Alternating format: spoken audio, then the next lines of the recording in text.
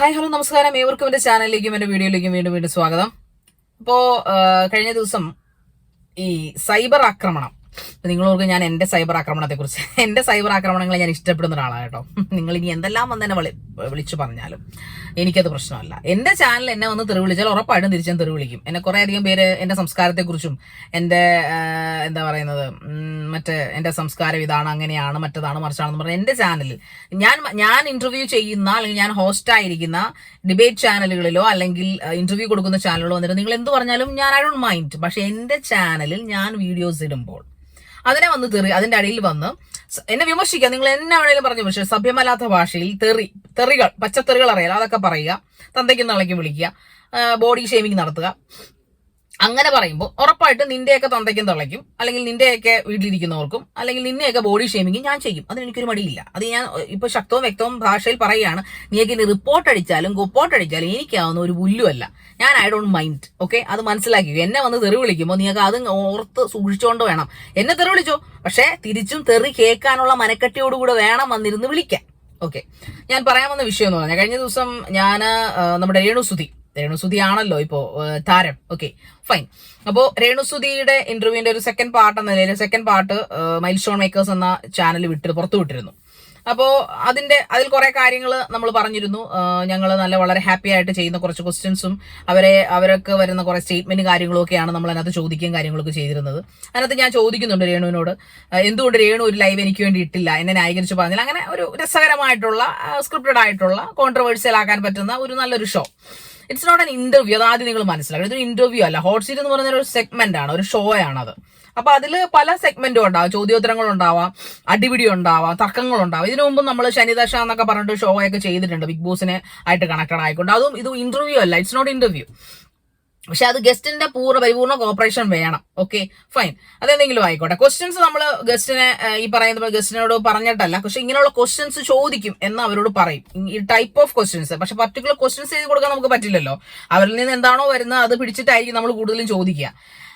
So അതോടെ നിൽക്കട്ടെ. ഞാനത് അതിനെക്കുറിച്ച് ഇപ്പൊ സംസാരിക്കാൻ കാര്യം, ഇത്ര ദിവസങ്ങൾക്ക് ശേഷം ഞാൻ കഴിഞ്ഞ ദിവസമാണ് ഞാൻ മറ്റവനുണ്ടല്ലോ തൊപ്പിക്കാരൻ, ലൈഫ് ഓഫ് അനന്തു. ഈ തൊപ്പിക്കാരൻ എന്ന് പറയുമ്പോൾ സായി ഒക്കെ തൊപ്പിക്കാരാണ്, വേറെയും കുറെ നല്ല യൂട്യൂബേഴ്സ് ഒക്കെ തൊപ്പിക്കാരായിട്ടുണ്ട്. അവരെയൊന്നും അല്ല കേട്ടോ.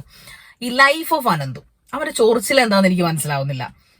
അവൻ എന്നെ പറയുന്നത്, ഞാൻ അവന്റെ ഇന്റർവ്യൂ കണ്ടിരുന്നു. ഞാനിങ്ങനെ സ്ക്രോൾ ചെയ്ത് പോകുന്ന കൂട്ടത്തിലാണ്. ഇവന്റെ തൊപ്പി കുറെ ഉണ്ടല്ലോ, ആൾക്കാരുടെ എന്താണോ ഞാൻ പറഞ്ഞില്ല അന്ന്, ഞാൻ ഈ പറഞ്ഞ പോലെ ഉച്ചിഷ്ടം നോക്കിയിരിക്കുന്നവരാണ്. ആൾക്കാരെന്ത് പ്രശ്നങ്ങൾ ഉണ്ടാക്കുന്നു അതിൽ റിയാക്ട് ചെയ്തില്ല. അതായത് സാമൂഹ്യ പ്രാധാന്യമുള്ള അല്ലെങ്കിൽ സാമൂഹ്യ പ്രതിബദ്ധമായിട്ടുള്ള കാര്യങ്ങൾ പറയാനല്ല അവൻ അവിടെ ഇരിക്കുന്നത്. അവൻ ആൾക്കാരുടെ സോഷ്യൽ ഇൻസൈഡ് പേഴ്സണാലിറ്റി, അവരുടെ പ്രൈവറ്റ് ലൈഫിലേക്ക് ഉണ്ടാകുന്ന സംഭവങ്ങൾ, അതിനെക്കുറിച്ച് പിന്നെ അവിടെ ഇങ്ങനെ ചുഴിഞ്ഞു കോഴി ചിക്കുന്ന പോലെ ചിക്കി അതിനെ റിയാക്ട് ചെയ്യാനിരിക്കുന്ന ഒരു പ്രത്യേകതരം സൈക്കോയാണ് ഈ അനന്തു എന്ന് പറയുന്നത് എനിക്ക് തോന്നിയിട്ടുണ്ട്. കാരണം വേറൊന്നുമല്ല, പുള്ളിക്കാരന്റെ വീഡിയോസ് ഒക്കെ നമ്മൾ കണ്ടിന്യൂസ് ആയിട്ട് നോക്കിക്കഴിഞ്ഞാൽ നമുക്കത് മനസ്സിലാവും. ഒരിക്കലും സമൂഹത്തിന് ഗുണമുള്ള ഒരു ചക്കയെ അയാൾ അതിനകത്തിരുന്ന് ചെയ്യുന്നില്ല. അപ്പോ അതുകൊണ്ട് തന്നെ എന്നെ വിമർശിക്കാൻ അയാൾക്ക് ഒരു യോഗ്യതയില്ല. നല്ല കറക്റ്റായിട്ട് നമുക്ക് അറിയാവുന്ന കാര്യമാണ്. എങ്കിലും അയാൾക്ക് കണ്ടന്റ് കയറണമല്ലോ. തീർച്ചയായിട്ടും ഏതാണ്ട് 2 ലക്ഷമോ 3 ലക്ഷമോ കൊണ്ട് സബ്സ്ക്രൈബേഴ്സ് ഉള്ള ചാനൽ കൊണ്ട് നടക്കണ്ടേ. അത് ലാക്സ് അടിക്കുന്നതിനേക്കാൾ ഇമ്പോർട്ടന്റ് ആണ് അത് കൊണ്ട് നടക്കുക എന്നുള്ളത്. നമുക്കറിയാം, അയാളുടെ ജോലിയുടെ ഭാഗമാണ്, അത് ചെയ്തോട്ടെ. പക്ഷെ വ്യക്തിഹത്യ ചെയ്യുന്ന പരിപാടിയൊക്കെ പുള്ളി ചെയ്യുന്നുണ്ട് ചിലപ്പോഴൊക്കെ. അതുകൊണ്ടാണ് ഞാൻ അന്ന് പ്രതികരിച്ചത്. അല്ലെങ്കിൽ ഞാൻ ഈ കണ്ടവന്മാരുടെ ഇത്രയൊക്കെ 10,000 15,000 തെറിവിളികളും കമന്റുകളും വന്നിട്ട് ഞാൻ ഇവരെ ആരെയും തിരക്കി പിടിച്ച് അവർക്കെതിരെ എതിരഭിപ്രായം പറയാൻ പോയിട്ടില്ല. ഞാൻ ആദ്യമായിട്ടല്ല ഞാൻ വിമർശനങ്ങൾ കേൾക്കുന്നതും, എനിക്കത് ഇഷ്ടവുമാണ് താനും. സോ ഫൈൻ, അതവിടെ നിൽക്കട്ടെ. അപ്പൊ ആനന്ദുവിന് കഴിഞ്ഞ ദിവസം ഈ ഞങ്ങൾ ആൾക്കാരെ പറ്റിക്കാൻ വേണ്ടിയിട്ടാണ് ഇത്തരം ഷോ എന്ന രീതിയിൽ അയാൾ കുറെ വിമർശനങ്ങളൊക്കെ അതിനകത്ത് പടുത്തു വിട്ടിട്ടുണ്ടായിരുന്നു. അല്ല, എനിക്ക് മനസ്സിലാവാഞ്ഞിട്ട് സ്വന്തമായിട്ടൊരു സംസ്കാരവും ഇല്ല, സ്വന്തമായിട്ടൊരു കണ്ടന്റും ഇല്ല. കണ്ടവരുടെ, ഇപ്പോഴും ഞാൻ റിപ്പീറ്റ് ചെയ്യാണ്, കണ്ടവരുടെ ഉച്ചിഷ്ടം, അതായത് ഈ പറയുന്ന ചാനലുകാർ ഇട്ട് കൊടുക്കുന്ന ബാക്കികൾ എടുത്ത് തപ്പി അത് പിറക്കി അത് തിന്നുന്ന ഈ അനന്തുവിനെ പോലുള്ള കുറെ ഓളികളുണ്ട്, സൈബർ ഓളികൾ. ആ ഈ പറയുന്ന സൈബർ എന്താ പറയുക, റിയാക്ട് ഓളികൾ. ഓക്കെ, സമൂഹത്തിന് പ്രാതിനിധ്യമുള്ള യാതൊരു കാര്യങ്ങളും പറയാതെ ഈ പറയപ്പെടുന്ന കാര്യങ്ങൾ മാത്രം ചെയ്യുന്നവന്മാർ. അതായത് ഇപ്പൊ എന്റെ വീഡിയോസ് എനിക്കത് റിയാക്ട് ചെയ്ത വീഡിയോ തന്നെ കാണുമ്പോൾ തന്നെ അറിയാം, 2.5 ലക്ഷം 3 ലക്ഷം കയറിയിട്ടുണ്ട് അയാൾക്ക്. അയാളുടെ മറ്റു വീഡിയോകൾ കമ്പയർ ചെയ്ത് നോക്കുക. ഇതുപോലെ മറ്റുള്ളവരുടെ പേഴ്സണൽ ലൈഫോ അവരുടെ ക്യാരക്ടറോ വ്യക്തിഹത്യയോ ഒക്കെ ചെയ്തുകൊണ്ട് അവരെ ഓളുന്ന അല്ലെങ്കിൽ അവരെ ഇങ്ങനെ കളിയാക്കുന്ന തരത്തിലുള്ള വീഡിയോസ് മാത്രമേ അനന്തുവിന്റെ കയറത്തുള്ളൂ. അതാ പറഞ്ഞ, മറ്റുള്ളവരുടെ ഉച്ചിഷ്ടം, മറ്റുള്ളവരുടെ കണ്ടന്റിന്റെ ബാലൻസിനകത്തുനിന്ന് തെരിപ്പിറക്കി കൂട്ടിപ്പിറക്കി ഇട്ടുന്ന സാധനങ്ങളാണ് അവന്റെ വീഡിയോയിൽ എപ്പോഴും കയറുന്നത്. അത് തന്നെയാണ് എനിക്കിപ്പോഴും അത് തന്നെ അവനോട് പറയാനുള്ളൂ. ഈ പരിപാടി നിർത്ത്.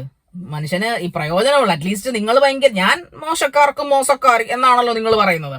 ഞാൻ വ്യക്തിഹത്യ ചെയ്യുന്ന വ്യക്തി, ഞാനൊരു ഇന്റർവ്യൂവറിന് ഓപ്പോസിറ്റ് ഇരിക്കുന്ന, ഞാനൊരു സൈക്കോ ഇന്റർവ്യൂവർ, ഞാനൊരു ഗസ്റ്റിനെ ബഹുമാനിക്കാത്തവൾ എന്നൊക്കെയാണ് നിങ്ങളുടെ അഭിപ്രായം. പക്ഷെ നിങ്ങളുടെ ഡിഗ്നിറ്റി എന്താണ്? നിങ്ങളുടെ ഡിഗ്നിറ്റി അനന്തു എന്ന് പറയുന്ന, ലൈഫ് ഓഫ് അനന്തു എന്ന് പറയുന്ന ഈ അനന്തുവിന്റെ ഡിഗ്നിറ്റി എന്താണ്? എന്ത് ഡിഗ്നിറ്റി, എന്ത് കൾച്ചറുമാണ് അയാൾക്കുള്ളത്?